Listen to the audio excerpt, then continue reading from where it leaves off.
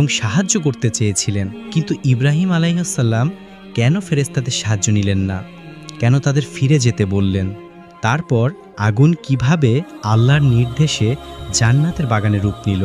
এছাড়াও আমরা আরও জানব ইব্রাহিম আলাইহিসসালাম কেন মূর্তিগুলো ভেঙেছিলেন, ভাঙার আগে তিনি মূর্তিগুলোর সাথে কি কি কথা বলেছিলেন।